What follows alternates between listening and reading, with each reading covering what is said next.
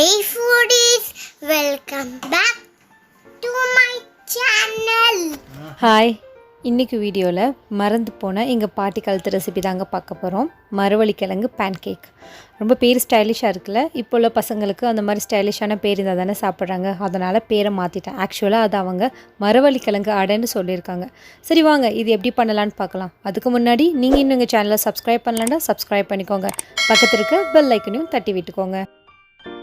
1 kilo மரவள்ளி கிழங்கு எடுத்துருக்கேன். ஃபர்ஸ்ட் நான் அதுக்கு தோல் சீவிக்கிறேன்.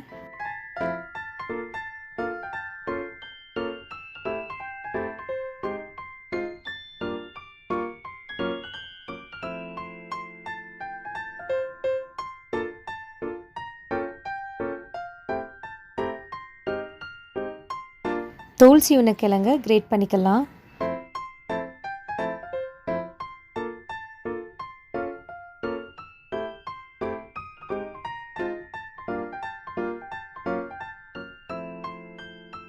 கிரேட் பண்ண கிழங்க ஒரு பவுலில் தட்டி சைடில் வச்சுக்கலாம்.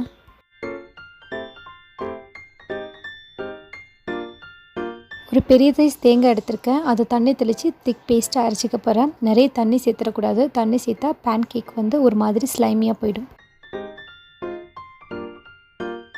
அரைச்ச தேங்காய் பேஸ்ட் இந்த அளவுக்கு திக்காகவும் ஸ்மூத்தாகவும் இருக்கணும். இப்போ இது கூடவே 3/4 கப் சுகர் சேர்த்து அரைச்சிக்க போகிறேன். நீங்கள் ஹெல்தி ஆப்ஷன் பார்த்தீங்கன்னா சுகருக்கு பதில் ப்ரௌன் சுகர் சேர்த்துக்கலாம்.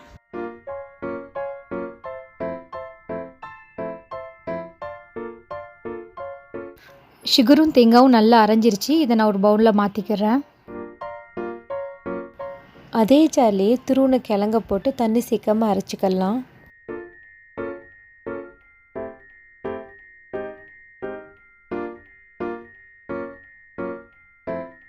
அரைச்ச மரவள்ளி கிழங்கு பேஸ்ட்டை தேங்காய் விழுது கூட சேர்த்து நல்லா மிக்ஸ் பண்ணிக்கலாம்.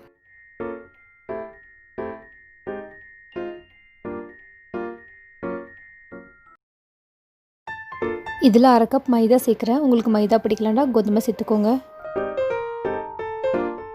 இது எல்லாம் ஒன்றா கம்பைன் ஆகிற மாதிரி நல்லா மிக்ஸ் பண்ணி விட்டுக்கோங்க. அழுத்தம் கொடுத்து பசைஞ்சிடாதீங்க. மாவு தண்ணி விட்ட மாதிரி போயிடும்.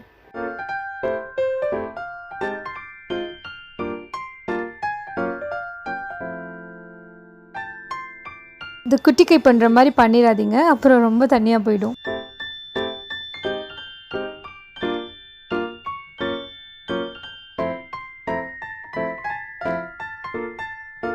டோ ரெடி பண்ணிட்டோம். அது இந்த அளவு திக் கன்சிஸ்டன்சியில் இருக்கணும்.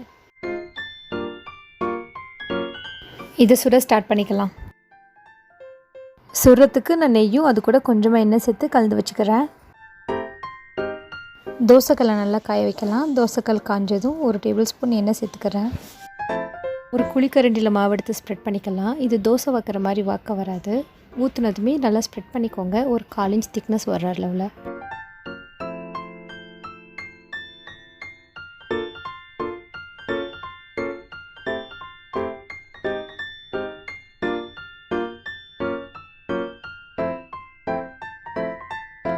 ஃப்ளேமை லோ டு மீடியம் வச்சுட்டு டிஸ்டர்ப் பண்ணாமல் ஒரு நிமிஷம் அதை அப்படியே குக்காக விட்டுடலாம்.